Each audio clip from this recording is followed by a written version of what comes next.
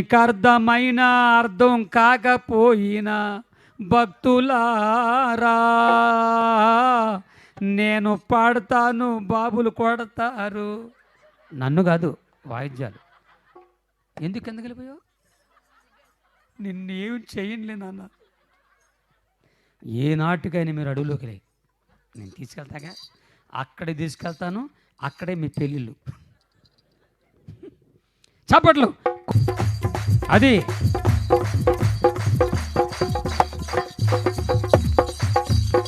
మధ్యలో మార్చొద్దు. చప్పట్లు. కోయారే కోయ్ కోయ్ కోయా బామారి సందమామ కోయ్ కోయ్ కోయ్ కోయ్ కోయ్ కోయ్ కోండ కోయ్.